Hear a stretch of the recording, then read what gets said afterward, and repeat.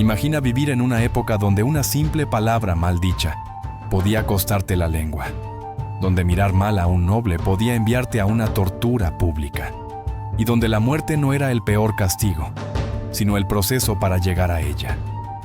Así era la Edad Media, una época de superstición, poder absoluto y brutalidad legal. Hoy vas a conocer los castigos más crueles y aterradores que realmente existieron, cada uno más perturbador que el anterior. Y si eres de los que se queja cuando lo llaman a comparecer, prepárate, porque esto no tiene nada de civilizado. 1. Si matabas a un noble, te condenaban a la rueda de tortura. Este castigo no solo buscaba la muerte, sino la humillación total del cuerpo.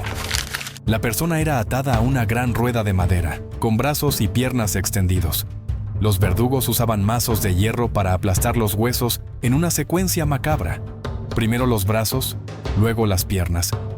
Y si sobrevivía, el pecho. Después, el cuerpo quedaba allí, en lo alto de la rueda, expuesto al sol, a la lluvia y a las aves carroñeras, como advertencia para todos. No había compasión. La tortura era pública, ritual y legal. 2. Si cometías traición, violación o asesinato, te empalaban.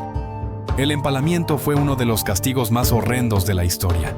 Se elegía una estaca larga y afilada, que se introducía por el ano o la vagina del condenado. Con precisión quirúrgica, y sin anestesia, claro, el palo se empujaba lentamente hasta salir por el pecho, la boca o el hombro. Luego, el cuerpo era alzado verticalmente, y quedaba suspendido así, a veces por horas, a veces por días, mientras el condenado moría lentamente, en un dolor indescriptible. Este método fue especialmente usado por Vlad el Empalador, la figura real que inspiró al mismísimo Drácula.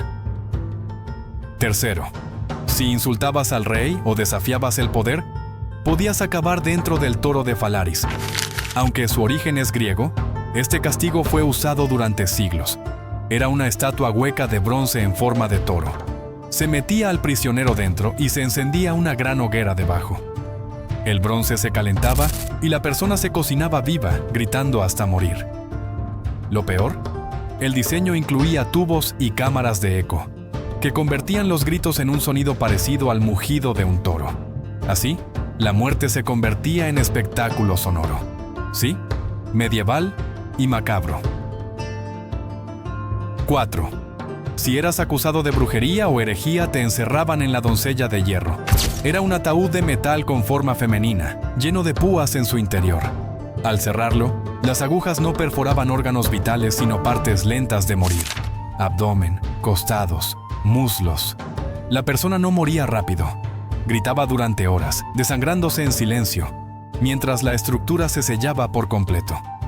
Muchos historiadores creen que fue más símbolo que uso real, pero algunos documentos y reconstrucciones han demostrado que sí fue empleada y que el sufrimiento era real. 5. Si te negabas a hablar o confesar, te aplastaban con piedras. Este castigo era tan simple como inhumano. El acusado era tendido en el suelo.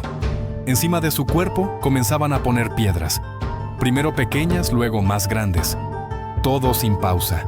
El peso lentamente le colapsaba los pulmones.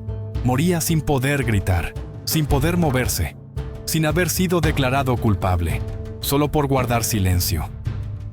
En algunos casos, lo hacían frente a familiares, como presión psicológica para que otros confesaran. 6.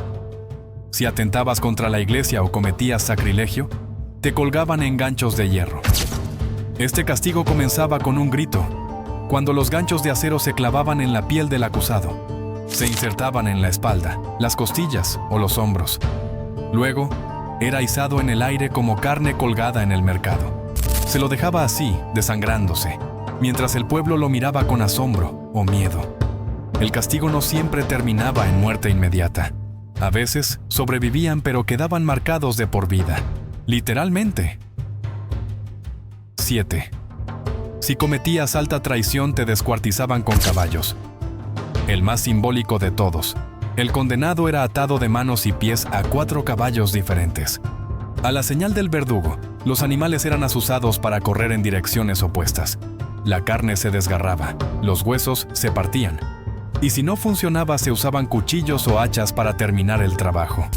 Era la forma más pública de romper a alguien físicamente y moralmente.